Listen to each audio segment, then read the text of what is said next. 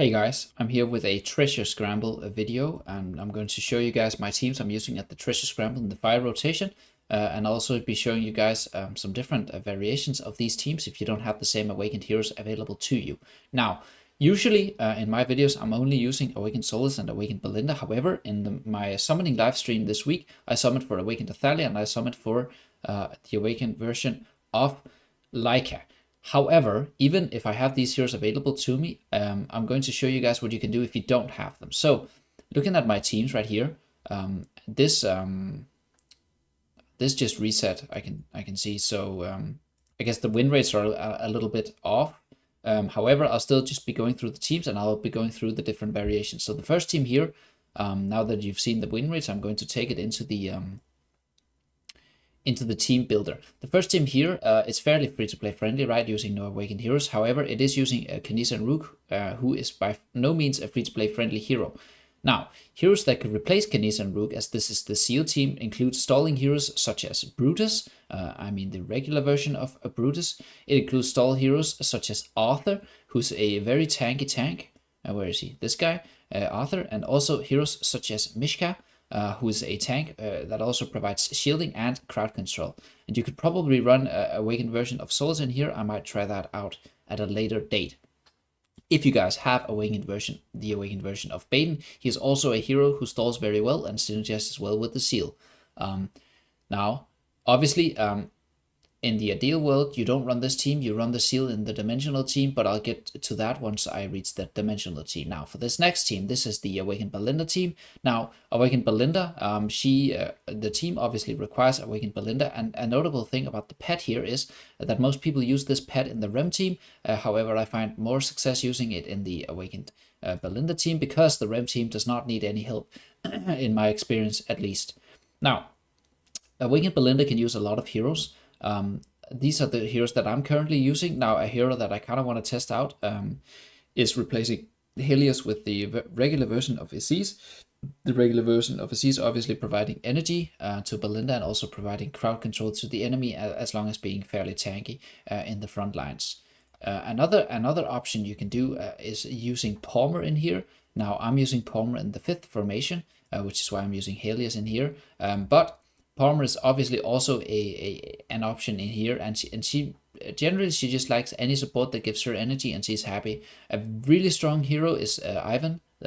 Ivan is a very strong hero. He gives pretty much everything you would want in the Belinda team, right? He gives survivability, he gives crown control, he gives energy, he gives damage to Belinda, right? Everything is good. A hero that you want to avoid using, that you might think is good in the Belinda team, is Rosaline. However, Rosaline is a god-awful PvP hero, and I would not advise using her in the Belinda team. Right. Next up, here it is. So, the thing that springs to your eyes here is the awakened version of Leica, right? The new awakened hero, and obviously I would not expect anyone to have that, so there are replacements, but this is the Rem team, right? The Rem Ulna team, the strongest PvP team there is. For pets, you can use Fire Breather, you can use the Winged Lion. The best in slot formation uses the Rock Lizard, but as I explained earlier, I'm using that one in my Belinda team. Okay, so here we have the team, right? The team suggests the team synergy that you're looking out for is the duos of Belinda and Ulna, right? Rem and Ulna, creating an immortal Rem, which is obviously one of the highest damage heroes that there is. And then also in synergy with SEO and Damia, who in turn has a great internal synergy because these two heroes, right? Damia makes it so heroes can't die but stay at low health, and he executes, through Damia's ult, he executes heroes at low health. Now, the thing that stands out is this Leica hero, right? So obviously the awakened version of Leica is really good in here. The best in slot formation uses the awakened version of Matria. I find Leica to be just as good as Matria, so if you have either of those, you would slot them in here. But obviously there's a valid argument to be made that you don't have either of those, and I understand that because I didn't either 1 week ago. So what did I used to use in here? Well, the things that I used to use in here was I used to use Palmer in here. Palmer obviously a great buffer, and he's synergistic with the rest of the team, right? It is kind of a stally team, even though it one-shots everything. So Palmer obviously buffing Rim is really good, so you could use Palmer in here. Another interesting option you can use in here is Desira, right? Because Desira, she helps, she synergizes well with Damia, because both of them kind of want to achieve the same goal, which is get the ball rolling, right? And once these heroes are established, once the mist is established, and once Damia has altered, the team becomes a lot better. So I would use either Damien here, or I would use Palmer in here, but obviously for me, since I have the awakened version of Leica, I'm going to use her. Bonus info on the awakened version of Leica, she has incredible synergy with Ezio, if you guys don't remember, and if you guys don't have Ezio's 9 furniture, which I believe is pretty much required for him in PvP, he starts with 500 energy, and the thing that Leica does, which is so incredibly strong with Ezio, is that her furniture, her 9 furniture, increases her followers, and that means the people on the same row as her, that meaning the backline, meaning Ezio, starts with additional 500 energy, meaning that Ezio starts with 1000 energy and instantly ults right at the start of the battle. Right, next team. Here's the dimensional team. Now, I played around with Solus in the dimensional team, and that netted me around like a 50% win rate, so I want to try out if Joan of Arc could be potentially better. Another hero, obviously, that you could use in here is Yennefer, right? Or in general, you could use strong dimensional heroes in this team. The main thing about this team are these 3 heroes, right? It's Emilia, it's Merlin, and it's Albedo, obviously, who gives buffs to the dimensional heroes. Now, a thing that you can do to improve this team is you can run this team as a seal team, right? This is what the top players are doing, and you can also replace these 2 heroes with the new Celestial hero, along with the new Hypergen heroes, the new twins, if you will. That makes a really strong seal team, and if you have those available to you, I would suggest you do that. But if you don't, just play any strong dimensionals, and you would probably reach like around a 50% win rate. And you can use Awakened Solus in here as well if you have her available. This last team is the speed team, the rush team. It's the Sorath and Leica team. Now, I'm not using Leica because I had Palmer available, and I believe Palmer is a stronger hero than Leica, even in this team with the great synergy between Leica and Sorath. However, if you don't have Palmer available, you can just easily use a Leica. But the real thing that you guys might not have available in here is the awakened version of Athalia. Now, obviously, in this team, in the best slot formations, you're using both awakened version of Athalia, you're using the awakened version of Thane, and you're using the awakened version of Leica. Now, for most people, you're not going to throw in 3 awakened heroes into one team, so you're going to do the one that you have. But if you have none of them, a good replacement for them is what I did previously to acquiring Athalia, is I used Yorin in here. I also know my guildmates have tested out using Carasio in here, because usually Carasio kind of does the same thing that Thane does, right? But I would not recommend. I recommend you guys to do that. I recommend you guys, if you don't have Thane, you don't have awakened version of Lycan, you don't have Athalia, the awakened version, then I would recommend you guys use Yorin for this team, because he is kind of the same hero as awakened Athalia. However, obviously, he is much worse when it comes to PvP, but it's still like a 50% win rate team. Another thing that is of note in here is the pet. You want to use the owl usually. However, if your owl is very weak, there's an argument to be made of using the blue-green pet, right? And the green pet, if you guys, well, most of you guys know, but if you guys don't remember, it gives initial haste, which synergizes with Sorath, and it obviously synergizes with Leica as well if you run her. So, those are my 5 teams. Now, my 5 teams kind of, they do kind of tell the tale of the meta, right?